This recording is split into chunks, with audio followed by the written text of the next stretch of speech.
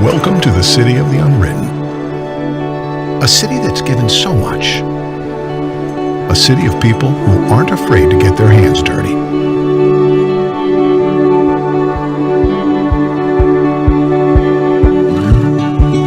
A city of makers, entrepreneurs, musicians, artists. A city of laughter, memories, and people who will welcome others in with a cup of heartwarming handmade coffee. A city of people, young and old, working together. People who explore, live, and grow together. But what makes this place special? Being listed year after year as one of the best places to raise a family. Maybe because we have a community recognized for its safe neighborhoods and revered for its low unemployment. A city where adventure is everywhere you look, where you can pioneer your own story. We've opened a new page to write on for the generations ahead. Welcome to Bismarck. Come write your story. Good morning. Don't you want to live there? This is awesome. I love that video. Every time I see it, it's like, oh, I want to move there. Oh, wait. Welcome to 1 Million Cups. My name's Evan. I get to be your MC this morning. Thank you so much for being here. And I want to start by thanking our tech crew upstairs. Let's give them a round of applause. Thank you, guys. Today was going to be a week off. And then we decided, in the interest of getting Leadership Bismarck-Mandan on stage in time to let all of you people know about it before a deadline for signing up, we all just said, let's make this happen, and they showed up with bells on. Not really. Adam may have had bells. Okay, so welcome. All right. We always like to start with what national day it is. Unfortunately, Marlo's not here today. I think he's traveling, but it is, in fact, National Camera Day, and it is also National, oh, wait for it, Waffle Iron Day. So if you want to go all in, just take a picture of your waffle iron. Yes. All right. So we like to, I guess I want to start. Anybody new here today? Anybody that's not been to 1 Million Cups? We got 1, 2, 3. Look at there. Welcome. Good to see you. Come on back. All right, we like to thank our sponsors. These are the folks that support us in some way or another, or multiple ways, and help us put this together every single week. We've been doing this for about 8 years now, and I love this. I love this organization. It's such a good part of our community. So these are the folks that help us make that happen. So if you know them, see them, thank them. So what is 1 Million Cups? A lot of us know this already, but for the new folks, we get together every Wednesday, and we will put an entrepreneur, community builder, somebody that's moving and shaking here in Bismarck-Mandan on stage, talk about their idea, tell us what, maybe a little about their journey, what obstacles maybe they're running into, and gives us an opportunity to ask them some hard questions, also offer some feedback, offer some suggestions, offer some of our contacts that might help them be more successful. So that is why we're here. And so the big takeaway really is, can we change the face of our startup community by connecting these entrepreneurs over 1 million cups of coffee? Iced coffee or hot? Yes. So at the end, start thinking about this now. When you're listening to these speakers and get those questions, start formulating those questions. We're going to have a Q&A at the end. And that's the really meat and potatoes of this thing. This is where we get to interact with these folks and learn a little bit more, or maybe offer some suggestions. So be thinking about that. And for you guys that are joining us on Facebook Live, you can put your questions in the chat and we'll get those asked as well. All right. Any community announcements this morning? I know we have. Yes, yonder. I think it's you. Okay. Show of hands. Has anyone done the yonder thing yet? No? Oh my gosh. Okay, show of hands. Me.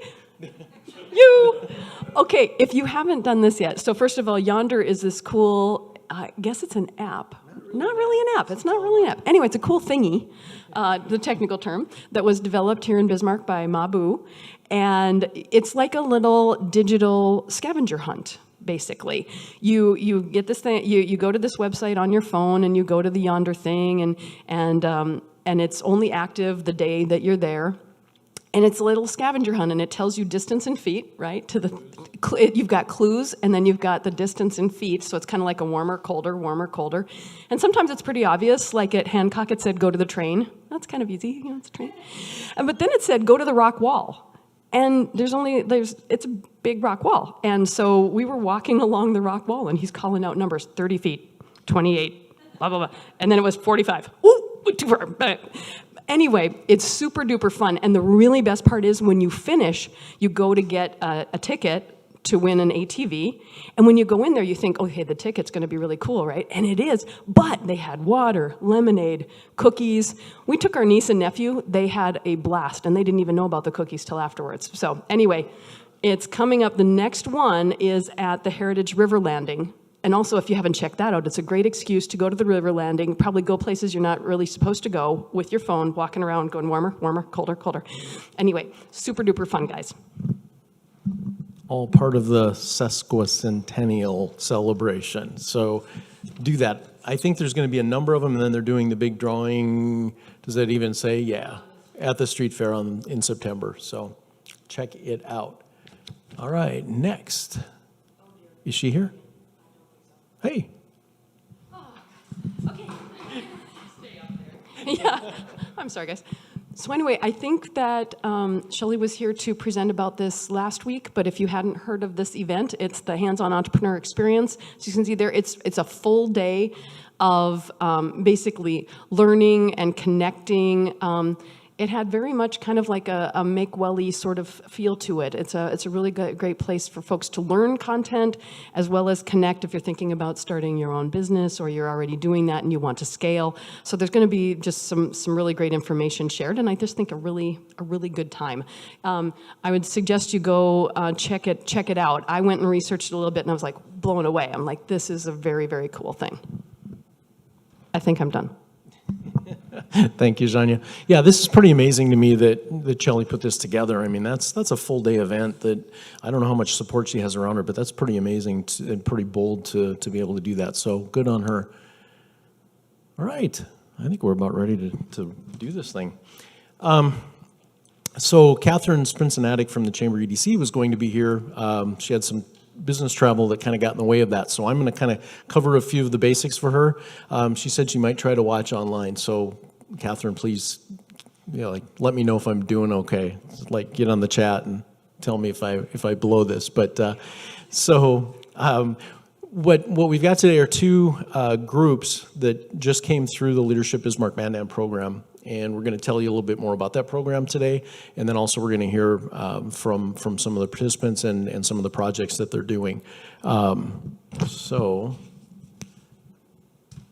you can see their mission there.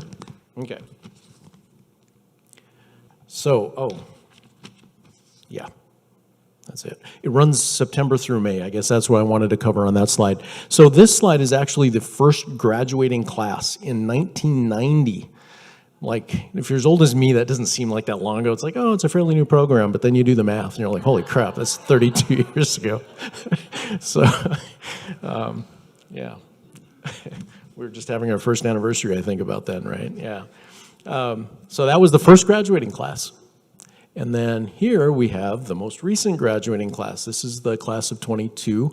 And if you count those, there are 18 people, which happens to be the maximum that they'll take in a cohort. So that is this year's group.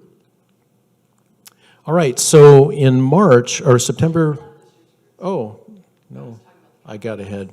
That's a cow. September through March is the education portion of the program. So they have issue days on community topics like economic development, military and emergency services, media, arts, leisure, health, etc. Johnny and I have had the privilege of speaking with a number of these cohorts over the years, and it's so much fun. Such great groups of people doing some neat things in the community. So these are just some of the issue days. There's cows, and there's little fun. If you've never done this, it's really kind of fun. And that must be Cloverdale, I'm guessing. All right. Then the March through May period is where they devote to field projects. And the cohort breaks into smaller groups that work to create community projects, such as the Art Alley, which was the 2016 cohort project. The Universal Playground in Mandan, class of 2014, and the Central Dakota Children's Choir was actually a project of the 1998 class. So these are some significant legacy sort of projects that these groups are doing. I love that part of this program, that you're not just learning and experiencing and doing this, you're making a difference at the end of this program, and in a way that is going to have implications into the future.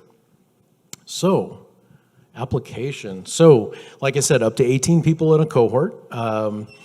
Tuition is $650, and quite often employers will pick that up for you. And there are also scholarships available for nonprofits and small business. So I don't think cost really should be a barrier there for you. Let's see, next. So if you want to learn more, you go to bismarckmandan.com/leadership, and that's going to have all the information you need. And I think the important thing to note there is the deadline is August 1st. So that's why we wanted to get this presentation in as soon as possible to give folks a chance to check it out and see if this is something they're interested in participating in. All right, enough about me and this, and so let's get our first team up here.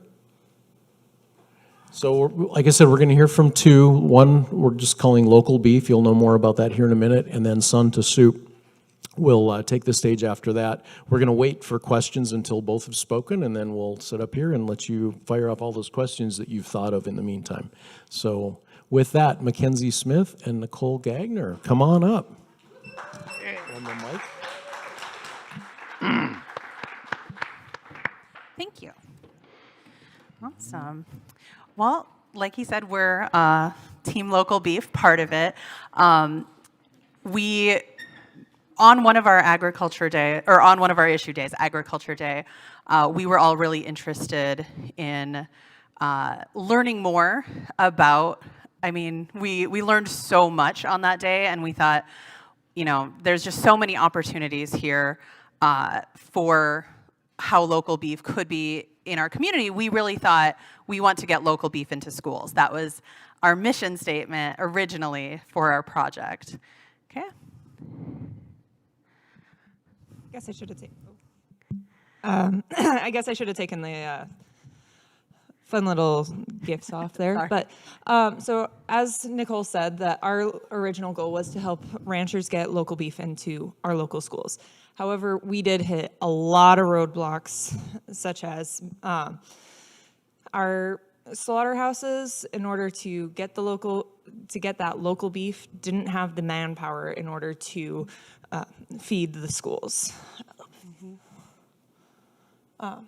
We did have quite a few research points where we found articles online and in newspapers where there were small communities that were able to do one-day events where they got local beef into local schools for that one day, and the students actually deeply loved that. They found it to be the best school lunch that they've had. Mm-hmm. And to be clear, all of the things that we found were donated beef to the schools. So that made it clear to us that it was possible to get local beef into the schools, that there were processing plants that could meet the school's requirements. However, we all deeply believed that people should be paid for their work. If they want to donate, great, but we wanted to set up a system where ranchers could get paid for their product. We learned that there were different commodities and entitlements that each school is allowed throughout the year, and they actually book ahead. They, when we had gone and contacted several different people, we found that they had just finished putting their orders in for that next school year.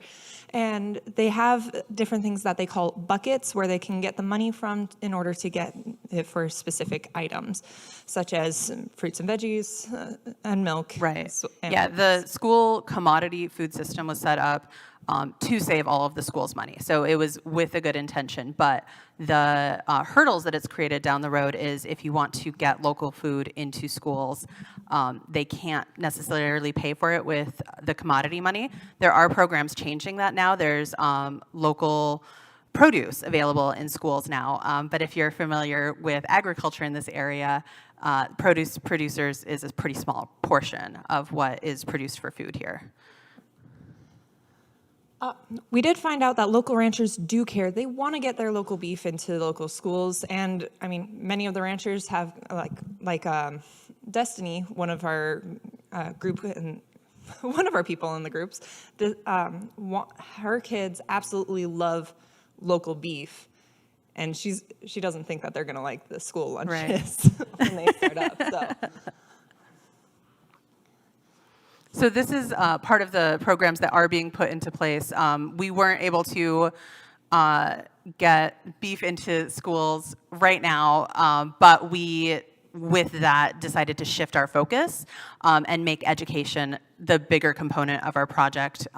Since we learned so much while we were working on this project, we realized, I mean, you know, not to toot my own horn, but I consider myself plugged into local food systems here, and I had no idea why we didn't have local beef in our schools.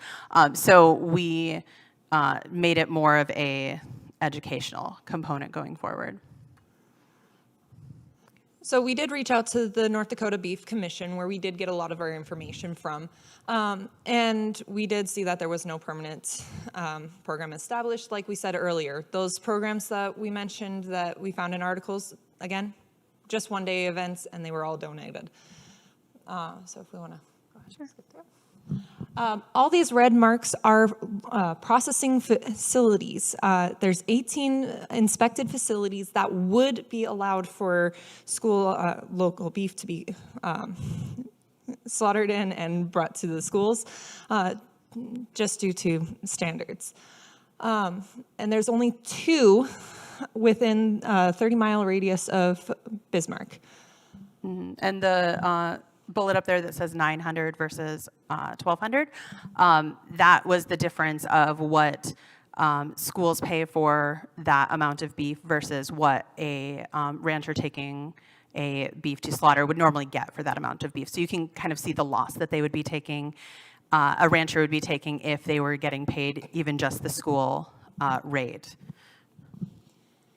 So again, our new goal, we decided, was to raise awareness on beef and the importance of proteins in children's diets. We decided to go and create flyers to go and put into the Friday weekly packets for parents to go and see and try to make a movement on their own, as well as go to local markets and local food markets, essentially. Right. I'm a board member on the Biz Market, and I'm just a fan of all farmers markets in general. So that was one of the places that we wanted to do a little bit of outreach. And actually, this has been permanently made a real flyer, if you'd like one. There are some in the lobby, as an example of some of the information about local beef, and then some of the information that is available online also, and how you can get some of those recipes, some more information about the health of eating beef as part of your diet and getting just protein in general in your diet. There's a lot of information in there. I do have to say, Nicole did a fantastic job on designing those flyers. She's not going to toot her own horn on that. Thank you. So this is, like I said, it's really turned into more of an educational project than, originally it was going to be a get beef in schools, very action project, but, getting the information out there and getting other people informed and excited about local foods is something that our entire group is passionate about. So we're still excited to be able to get some of this information out there through some of these local connections. So where you can go and get local food is you can go to the Bismarcket and you can go to all sorts of different places. They are online in our communities, on Facebook. I believe there's some on Twitter. Nicole knows where they all are hidden. So if you do care about supporting the local economy and small businesses, we are as well, and that's what we want to promote. And so the Farm to School program and the ND Farm to Table and BisMan Eats, all great Facebook groups to go and join in. And it just helps grow the community a little bit further, and as well as connections. All right, and these were just some of the places that we got some of our information, and we will give credit to these people for helping us out. That's a big part of our project, is none of these are things that you can accomplish alone. You really make community partners and those connections. So, all right, thanks. All right, thank you.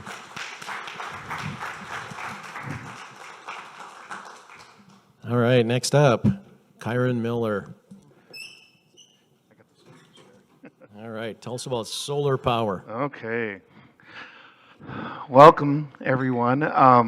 My partner, Barry, can't make it today, so if I tap dance a little bit through some of his slides, you'll know why, because I didn't think I'd be doing this by myself. But our project that our group decided to work on is called Sun to Soup, and we're going to ask the community, how many more people can we feed?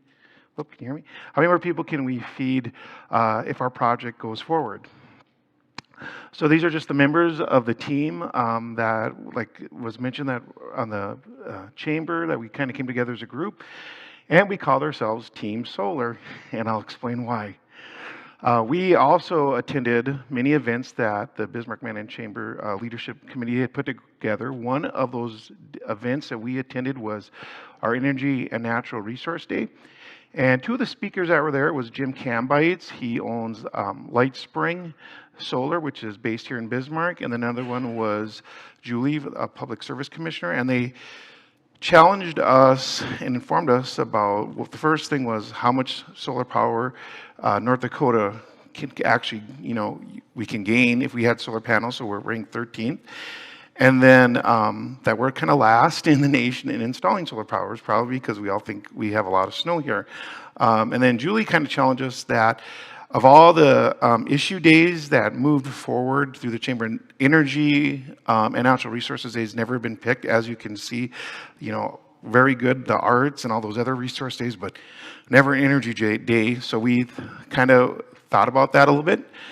And then moving forward, one of our issue days was Human Service Day, and Mark Meyer from Heaven's Helper Soup Cafe spoke to the group, and we were very interested in some of the things that he is doing for the community and how long he's been serving our community and how many people he feeds at his soup cafe.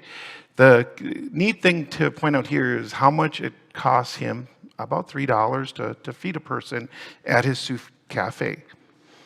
So taking that information from those two issue days and kind of coming up with a project, we decided, is there something that we can do as a group to help Heaven's Helpers? This is Heaven's Helpers here in Bismarck. Their customers are individuals that maybe would need a free meal and things like that, and Mark provides that to them. So we were thinking, how can we as a team help reduce that $310 cost that he takes on by himself through donations and other services that he provides. So remember this building as we move forward. So the first thing we decided was like, hey, could we put solar panels on that building and reduce his electrical costs to a net zero, which means he would not pay for anything regarding his utility bill. So we reached out to the city of Bismarck to see if that's something we could do. The city of Bismarck, they have a policy where solar panels can be installed and how they can be operated within the city limits. So these are some of the projects that you see pictured here that are working. And then we went to Heaven's Helpers service provider, which is MDU Electric, and said, hey, this is kind of what we're thinking. Is this something we can do? Can we go to like net zero? And they said, well, really you can't. It's not within our guidelines, and I'll explain why. But they said you can move forward by putting solar panels, on this facility. So looking at the utility bill that Mark provided us, you can see that his cost on average per year is about $18,000 to run the soup cafe. So it's a huge expense. If you've been in the soup cafe, he has a lot of freezers to store their food. He's got a walk-in freezer, high pressure, like I'm going to call dishwashers, right? Plus he's got air conditioning for his customers in there. So his utility bill takes up a big chunk of his budget. So we're like, okay, there's kind of the problem. So let's see how we can kind of solve this problem for Mark or help him. And as I said, our first thought was, let's go to net zero. And we'd put solar panels on, it'd convert the energy, and then you'd put a net metering device on, and any power that the solar panels would make that Mark wouldn't use would transfer back to the grid. MDU said, well, we can't do that at this time. You can't put power back onto the grid. We're not going to buy it back from you. So then, knowing that, we thought, okay, we can't go to net zero. We can't get them down to can't get that $18,000 off. What would be our next step? So, as I mentioned, that was kind of the first project. Then we had to kind of do a project change once we learned that. Many of you probably own a house and you're not going to see a demand charge. But if you own a business and you're using over 10,000 kilowatts, there's going to be a demand charge placed on your utility bill. So if you own one of those businesses, you probably see that demand charge monthly on your bill. The thought here was the demand charge for Mark and Heaven's Helpers is a big chunk, 30-some% of his bill he pays monthly for that demand charge. Could solar panels reduce that demand charge? Essentially reducing his utility costs is what we were going for. And I'm not going to read the whole thing to you, but understand that a demand charge is something the utility puts on because as power peaks during your noon hour, they have to make sure that the grid is reliable and that they have enough power if you would turn every device on within their service area that they could provide enough power. So there's additional costs to utilities to bring up that generation, right, in case everybody would turn on everything at one time. So that's why there is that kind of demand charge that are placed on businesses because they take a lot of energy. This is just a picture of Mark's bill. So we did our research. You can see his monthly bill there is about $1,400. And then what you want to focus on here is the demand charge that he's getting charged, which is about $400 compared to his other utility rates. So again, the goal was, as our project evolved and changed, can we reduce that demand charge? So what we did was we looked at his hourly consumption, and you can see what the soup cafe consumes, where the peak is at, and what the solar panels could reduce. And you can see that it curves, and as I said before, noon hour, he's got a lot of customers coming in and out, air conditioning, all refrigeration. But the good thing is if you look how the solar panels pick up during that time. So then it was like, oh, so during that demand charge, we are producing the most, the solar panels are producing the most power. We could help reduce that demand charge. And then we went throughout the year, and you can see how the solar panels would produce during the key areas of the hottest times in North Dakota, June, July, August, and September in there, and how he's consuming that energy. So this was like a no-brainer. This was like hey, we can make this work. So knowing that and talking to Mark and saying, hey, is this something you'd like us to explore and helps you solve?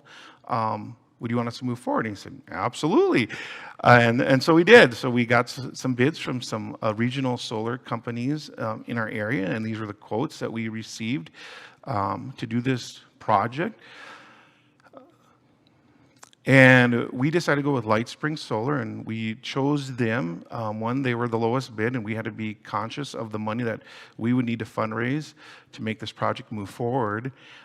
It's locally owned, and Mark believes that it's by North Dakotans for North Dakotans. He has a history of success in our city, if you've driven by some of his projects. This one pictured here is United Tribes Technical College.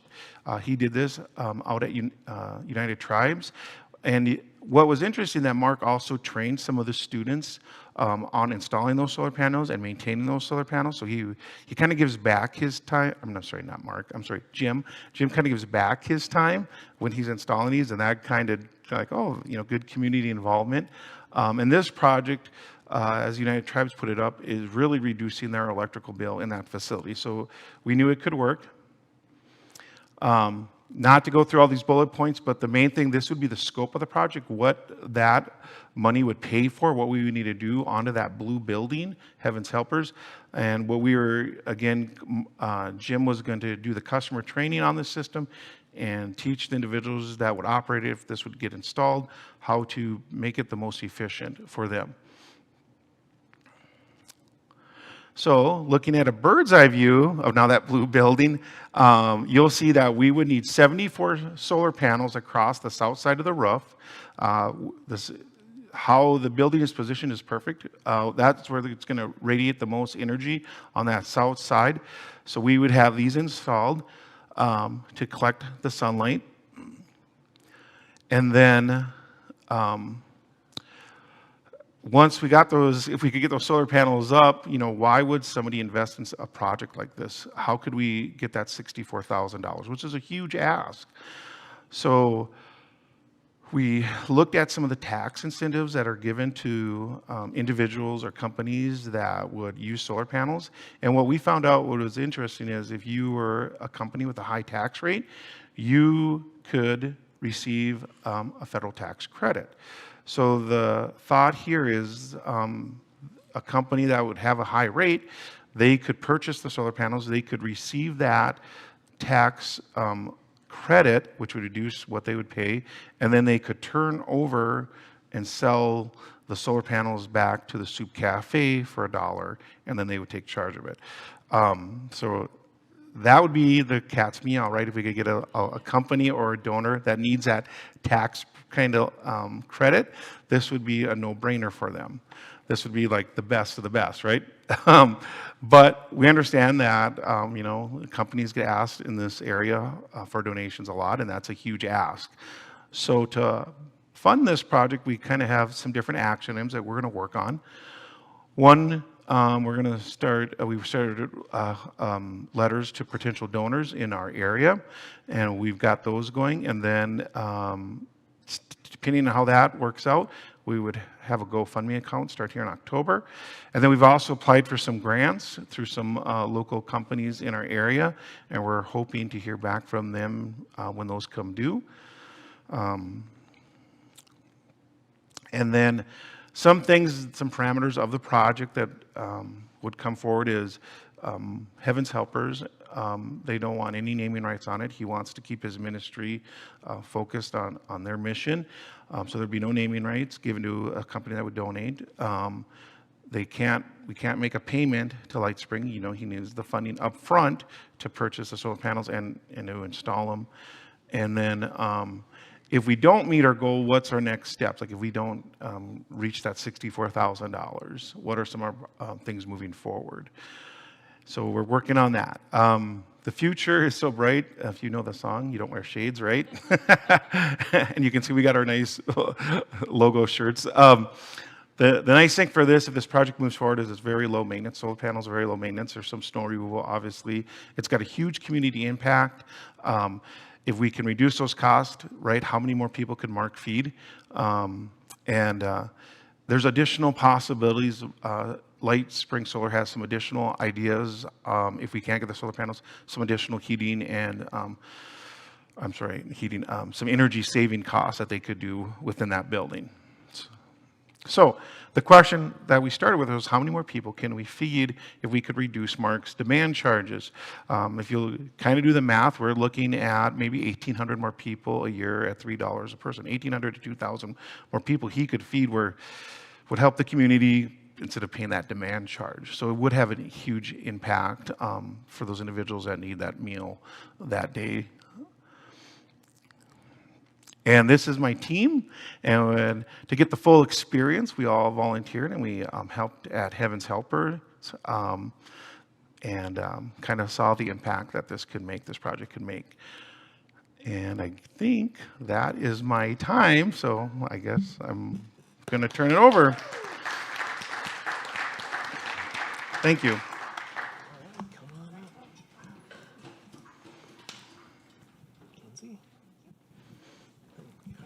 Grab that clicker from you. You absolutely.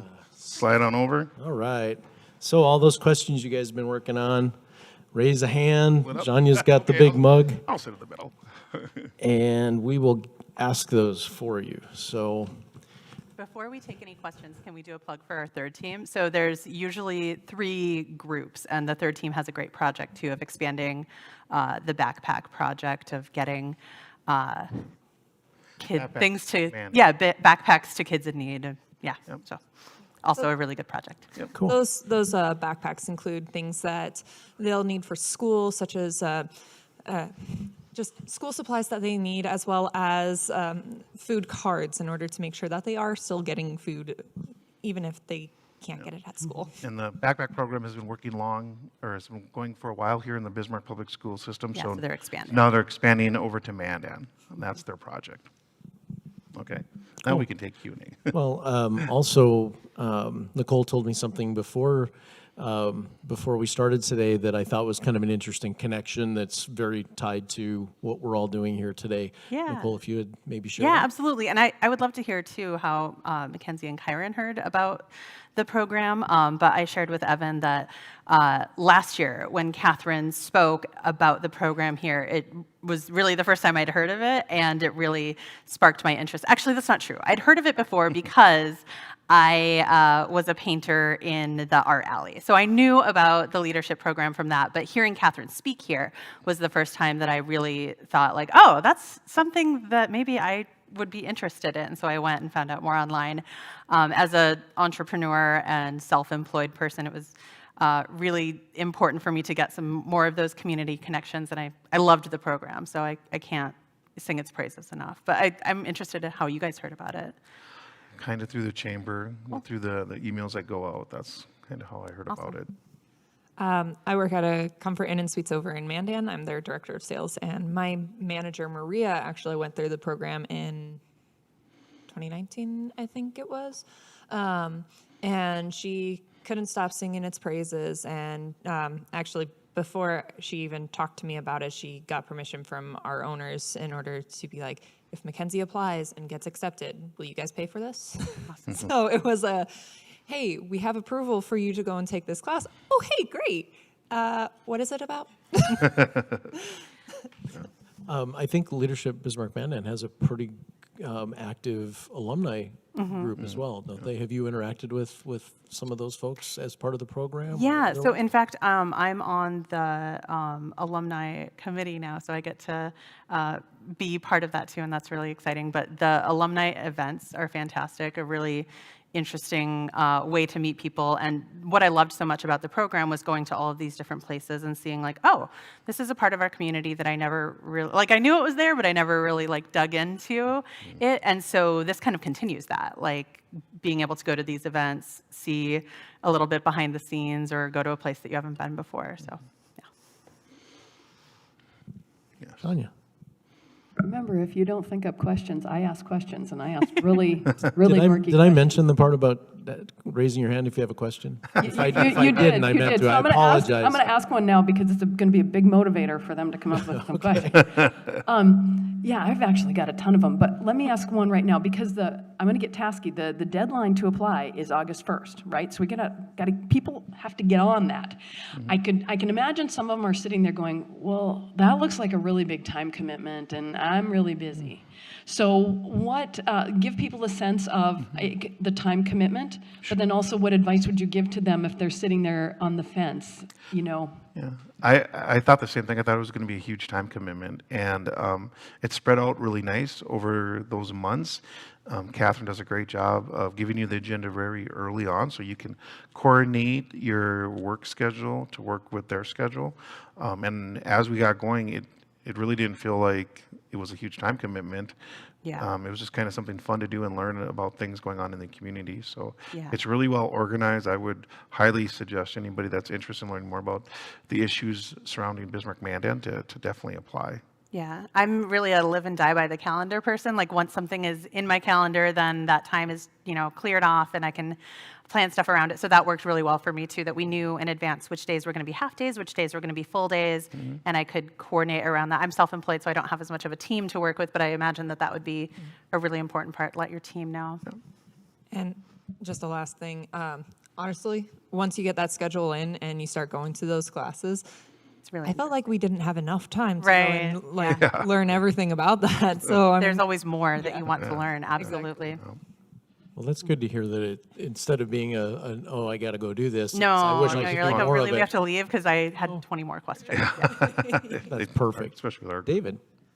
Yeah, so this is as much an observation as a question, but it kind of seemed like both of your projects started with what seemed like a fairly simple premise of let's make this connection of a local maybe supplier and a local demand, and how can we facilitate that connection. And it sounds like both projects in different ways ran into issues related to, I guess I'll call them supply chain issues, where we live in this big interconnected global economy, and there's a lot of great things about that. But maybe one of the challenges that maybe the less great things about that is it like surprisingly hard to make these local connections, given the interconnected nature of our global economy. So just kind of observing that, and then sort of obviously kind of feeling a little bit frustrated by that, right? So is there anything along those lines just in this process of like maybe beyond the scope of your project, but like, boy, what if we could change this policy that would really help facilitate these and make these local connections more possible? So I guess specifically even just looking at that gap between what a rancher would sell their product for, what the schools pay. Yep. And so where does that gap come from? That would be for that one specifically, it would be a federal law change because of how school monies are allocated and food monies are allocated. And our group wasn't quite up to changing federal law yet, but we did want to get information out there. And that's what I think is really great about this group, is that it starts you on this path of learning things that you didn't even know that you didn't know. And so you start digging into it and it opens up even more questions, which is great and terrible, right? Like now there's all of these other things that we want to solve, but it's a whole can of worms. But Yeah, and like for our project, the with MDU not taking the power back, let's just say, that's a huge lift for them, and I understand where I work, why power companies struggle with that. There's a lot more infrastructure that need in place to do that. So it's not something that I don't think MDU is completely against. It's just they're not set up yet to bring that power back onto the grid. So that's why we moved forward with our project and like, well, let's just try to reduce that demand charge, which we feel would help Heaven's Helpers quite a bit. mm-hmm. Obviously, with our project, would we love to have the whole roof covered with solar panels? That might be phase 2 later on down a couple years down the road. The good thing, like I said, with that structure, it's an older building. It was a seed building. So the first thing was just making sure the roof could handle the weight, which it can. So we could put a second set of solar panels on there in like phase 2, which would then again reduce his overall power consumption. Well, and in a different context, speaking of getting community thought ball rolling type of thing, I was a painter, a mural painter in the Art Alley project, which was a leadership project. But that's changed how our community thinks about murals, honestly. As a mural painter, people are more open to murals. They don't necessarily see them as just being a graffiti attractor, because that was how people perceived them before, even though it's exactly the opposite. The Baltimore murals are to deter graffiti, but now people in our community are more open to murals and more accepting of them. So I think all of these projects plant seeds. Like some things actually get done, but then there's things going on behind the scenes that you don't even realize are change making. Yeah. I agree. Kyron, I just wanted to comment just a little bit on what you were saying as far as, next stages and if some of these barriers come down. I love how you've done this now. It takes the lion's share out of that demand charge, which is kind of some of the, that's the real big impact. But, Right. And if those things don't come around, maybe storage, maybe a little bit of energy storage on site along with more panels. If you can't go through, maybe you find a way around. Absolutely, and we did look at that with Lightspring. Like I'm gonna call phase 3 or additional phases to this project. We do have the opportunity to put batteries in there, as you were saying, and as they generate power, we could store that power and then bring it back when needed. So there's different levels to this, but to our point, the first phase would be getting them up on the roof. Yeah, right? and that's where the biggest That's the leverage. hugest lift right now. Yeah. Something that you got to think of, though, is with these projects, I think with these classes, we need to go and take that first step forward so then others can come back and plow their way through. Because once we get over that first hurdle, once we take that first step, it's just easier to go and snowball into action. Yeah, I agree. Question in the back. Actually, I'm going to kind of do with the solar panels, when you talk about community and what you talk about heaven's helpers and things, I think that's the right idea here, and what the other gal said about how the community views things. I know a little bit about when you talk about the federal portion, because the same thing occurs in nursing homes, is in the idea of affordability, managed care, and to prevent infection control. They have 5 vendors for their buckets per se. Only 2 of them function in North Dakota, and you can get them from one or the other. It used to be in nursing homes, they would have that sense of community and offer up a community picnic to where families could bring in traditional dishes. They can no longer do that because under the guise of infection control. Well, you create a environment of failure to thrive on some levels when you tip the scale too much towards those managed care items. You lose that sense of community. So in some cases, with the way our representative republic is set up, it can take a federal law change, but we can also get it to where if the federal government kicks it back to a state-by-state basis, that might create a window for you going forward. The education sets up your base, but then you can look at state legislatures in order to implement that instead of the big swap of federal, because we function differently than, say, a New York or a California, North Dakota, and vice versa. Absolutely. Just food for thought. Yeah, thank you. Yeah, and that's actually something, kind of a side note, but something that I do as an artist is, speaking of failure to thrive, there's a program called Art for Life where artists go into assisted living and care facilities and work with people there. So I think that might be like the third option there of like how, if federal law isn't changing, if state law isn't able to take over it, what else can we do on a local level to provide those connections and help people in different ways? But I mean, none of them on their own are going to do it right. It has to be like a multi-pronged thing for sure. Yep. And honestly, assisted living and retirement centers should totally be added to Human Resource Day. Oh, yeah. Okay. Note to Catherine. Okay. Little note. Because they weren't busy enough, right? Right. We don't, Given the substance of some of the projects that teams are working on, some of these projects might live beyond the program, and that's a bit of a challenge then, I assume, in terms of how does this thing, it's kind of like a grant-funded thing that the grant's gone and nobody thought about how do we maintain this, for example. I don't know if you can talk about that as far as your projects, but also maybe other projects that you're aware of and how that's handled.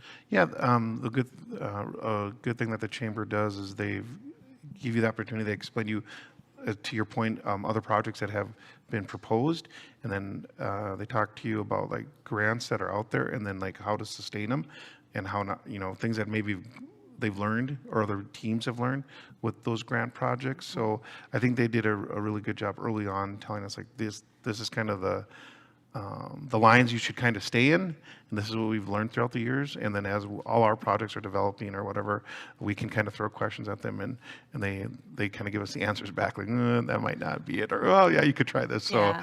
So they do a really good job kind of keeping us, I say, within the lines. Yeah, and another thing that's baked into it, sorry, Mackenzie, but I was just going to mention that community partners, you have to have a partnership. Absolutely. So there wouldn't be that long-term sustainability if you weren't working with a partner. But I was just going to say, my manager, Maria, did Beautifying Mandan, where they put flower pots up on the light posts over on Main Street in Mandan.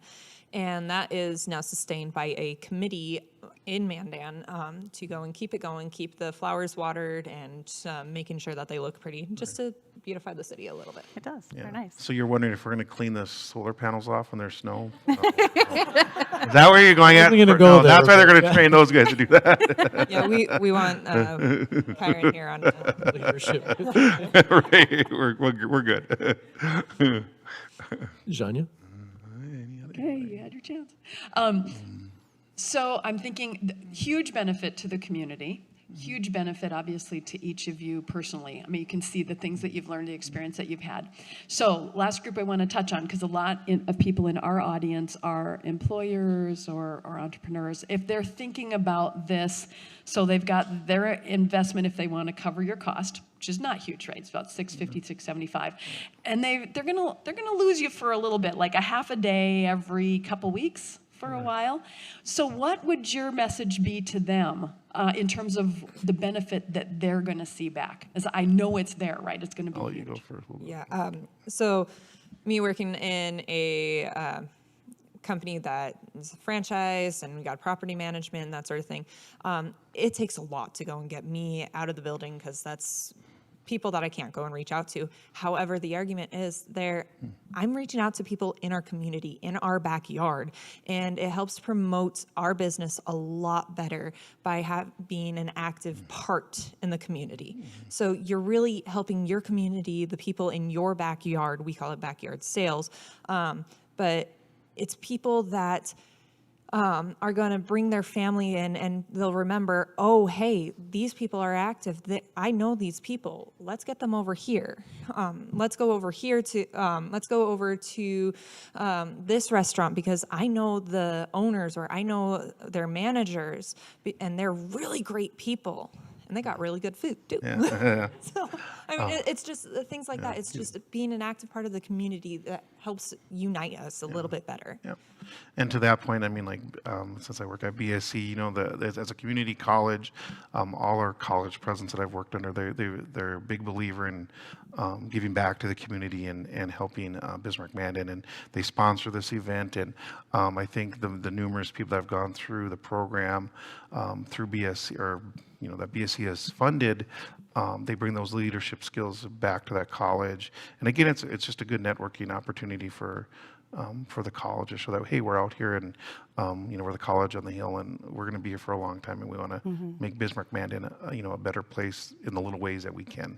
Yeah, and then speaking from a small business perspective, like for me, it was, it would have been a double hit if I had paid for it myself, and then I also was missing those hours that if I'm not working, I'm not getting paid, because it's just me for two businesses. But I was able to get the scholarship, so that helped, but I absolutely would have still paid for this and still taken that hit on my income, just because it was such an investment experience of making those community connections. And just, I mean, for an artist, you always want to be like learning new things and seeing things from a new perspective, and that's absolutely what this class was, which I don't think there were too many other artists in it, but like seeing things in a different way, like stepping into different roles and seeing what makes the community run is just really, you can't put a price on that. Absolutely. That's a pretty good testimonial from an entrepreneur, because you're right. If you're not working, you're not getting paid, and we're all acutely aware of that. Yeah. Right. So I think this is for Nicole and Mackenzie a little bit. I think maybe we all felt a little bit of frustration with that.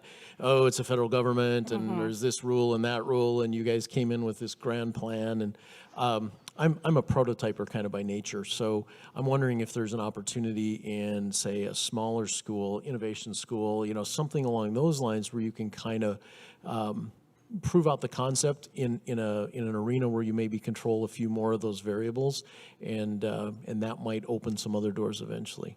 Yeah, I think there's a lot of options there, but I think some of the roadblocks that we hit were that we wanted it to make a big impact for more ranchers and for more students. But I do like the idea of showing it on a small scale. Some of the interesting roadblocks that we hit with schools were just things that we didn't even really imagine, like that schools are set up for pre-cooked meals and pre-cooked food items, which, not to denigrate the food system at all, they're getting kids fed, which is the most important thing. But just kind of realizing that, like, oh, you couldn't just bring in frozen beef and cook it off at any of the elementary schools. Like, it's just not possible here in Bismarck. Just finding out some of those roadblocks were kind of the things that we want other people just to be aware of too, that you might hear this and be like, oh yeah, you could easily get local beef into elementary schools here, and that there's just more in the way than you would even really imagine. Yeah. All right, I think it's time for our last question. Sure. Janya, would you do the honors, please? Evan, would you move the slide? No, someone did it for you. I know the last question. I just wanted to see if you knew the last question. What is it? What I'm can you do to kidding. help? Okay, and I think I warned you all, but we always ask this last question, right? What can we do as a 1 Million Cups community to help your project be successful? There you go. Okay. Sure. Well, obviously, if you know a huge company that needs a tax, they need a little tax credit. Our project would be right up their alley. That'd be the obvious answer. Moving past a company or individual even that need that would want that tax credit. Watch for us. We're gonna, like I said, get those mailers out to some potential people, and then moving forward, if we still cannot raise or don't have the funding, then we would go to a GoFundMe account. We're looking at some other charity activities that maybe we can do to raise some funds. We did get our first donation from Bartlett and West for $5,000. So one company did step up and help us there to kind of get the ball rolling.